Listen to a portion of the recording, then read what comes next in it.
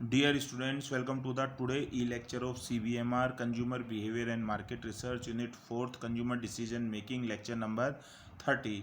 In lecture number 30 we will discuss consumer decision making model, input, process and output.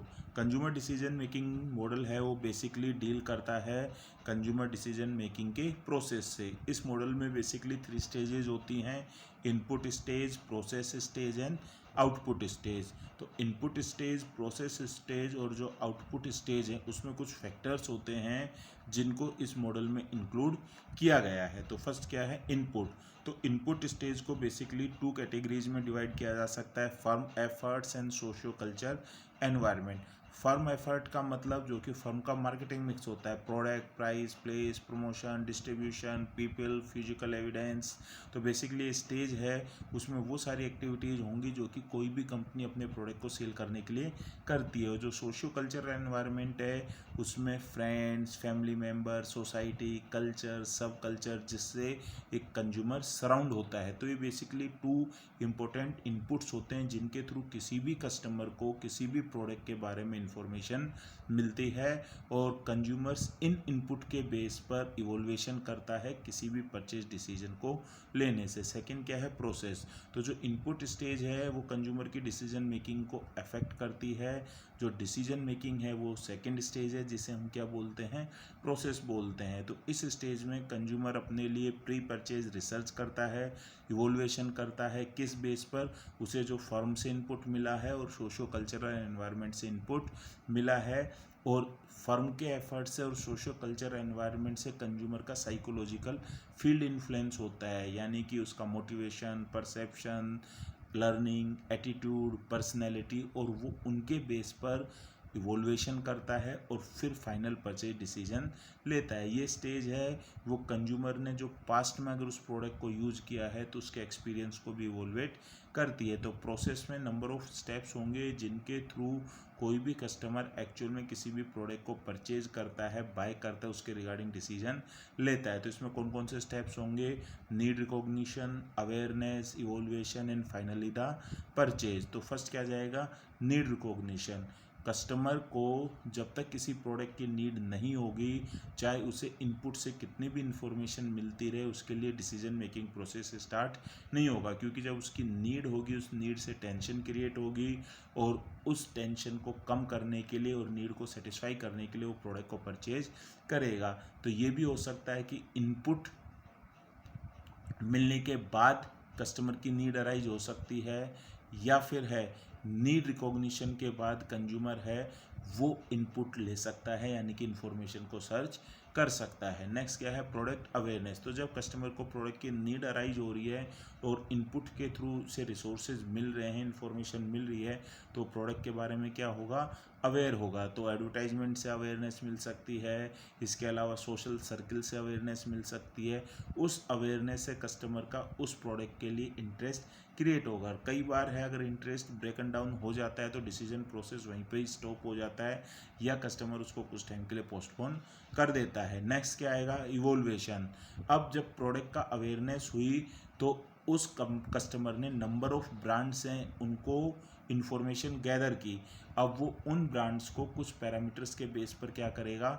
इवोल्वेट करेगा. और जो इवोल्वेशन करेगा उसमें वो देखता है कि उसके जो पैरामीटर्स हैं वो पैरामीटर्स फुलफिल हो रहे हैं या नहीं हो रहे हैं. जैसे कोई कस्टमर अगर स्मार्टफोन परचेज कर रहा है तो उसकी रैम देखेगा, रोम देखेगा, स्क्रीन साइज़ देखेगा, कैमरा के मेगापिक्सल देखेगा, कैमरा डिस्प्ले देखेगा. इसी तरीके से अगर कोई कस्टमर कार परचेज कर रहा है तो वो उसमें 3 सिलेंडर इंजन है, 4 सिलेंडर इंजन है, ग्राउंड क्लियरेंस कितना है, इंटीरियर क्या है, एक्सटीरियर्स क्या है, म्यूजिक सिस्टम कैसा है, अदर फीचर्स क्या हैं. तो इन सारी चीज़ों, एवरेज क्या है, आफ्टर सेल सर्विस क्या है, मेंटेनेंस कॉस्ट क्या है, इनके बेस पर उसे इवोल्वेट करता है. फिर नेक्स्ट क्या आ जाता है? Intention.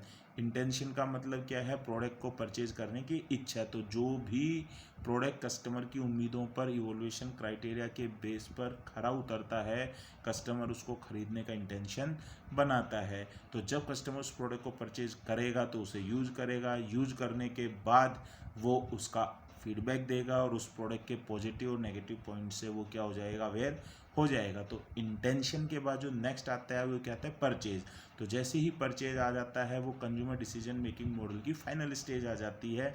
This stage is concern with the actual purchase, repurchase and the purchase evolution. तो first time customer product purchase कर सकता है, एक बार परचेज कर चुका है दोबारा परचेज कर सकता है, या फिर जब उसने प्रोडक्ट को परचेज कर लिया तो उसके बाद वो उसे इवोल्वेट करता है। ये सब किस में आएंगे? आउटपुट स्टेज में आएंगे। तो output means the way in which a consumers react to the marketing efforts of the company. तो आउटपुट में या परचेज में कस्टमर को क्या क्या डिसीजंस लेने पड़ते हैं?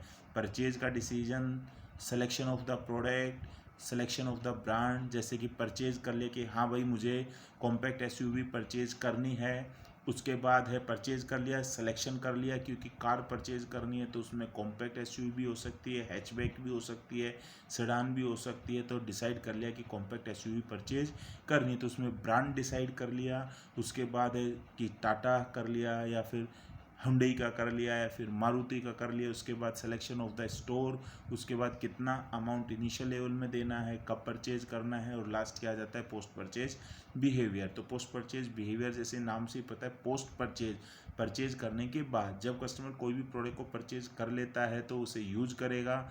यूज करने के बाद 3 आउटपुट्स निकल कर आएंगे, या तो उस प्रोडक्ट से वो सेटिस्फाइड होगा या डिससेटिस्फाइड होगा या डिलाइटेड होगा। तो अगर कस्टमर जो है ने जो एक्सपेक्टेशंस रखी थी इवाल्यूएशन क्राइटेरिया के बेस पर प्रोडक्ट वैसी ही एक्सपेक्टेशन दे रहा है।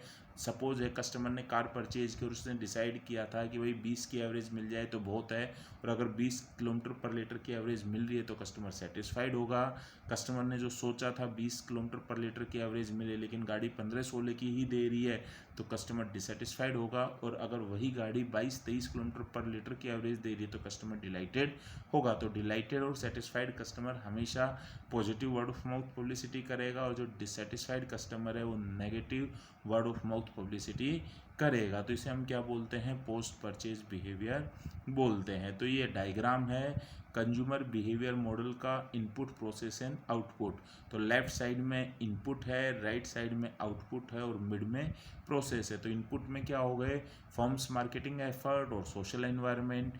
इसके बेस पर है कस्टमर की नीड रिकॉग्निशन होगी, प्रोडक्ट की अवेयरनेस होगी। प्रोडक्ट अवेयरनेस के बाद इंटरेस्ट है, ब्रेकडाउन भी हो सकता है और इंटरेस्ट भी हो सकता है। अगर इंटरेस्ट होगा तो वो इवोल्यूएशन करेगा, इवोल्यूएशन के बाद भी इंटरेस्ट ब्रेकडाउन हो सकता है या फिर इवोल्यूएशन के बाद इंटेंशन हो सकती है। और ये सब चीज़ कस्टमर की पर्सनैलिटी, परसेप्शन, एटीट्यूड और मोटिवेशन से इफेक्ट होंगे। और इंटेंशन के बाद फिर नेक्स्ट आ जाता है आउटपुट। उसमें कस्टमर उस प्रोडक्ट को परचेज करता है, परचेज करने के बाद उसे यूज करता है जिसे पोस्ट परचेज बिहेवियर बोलते हैं। और अगर उसमें सेटिस्फाइड होगा या डिलाइटेड होगा तो रिपीट परचेज करेगा, और अगर सेटिस्फाइड नहीं होगा तो उस प्रोडक्ट को डिसकंटिन्यू कर देगा। तो इसी के साथ ही आपका ये जो लेक्चर नंबर 30 है यूनिट 4 का consumer decision making models, input, process और आउटपुट, ये कंप्लीट होता है। Thank you very much.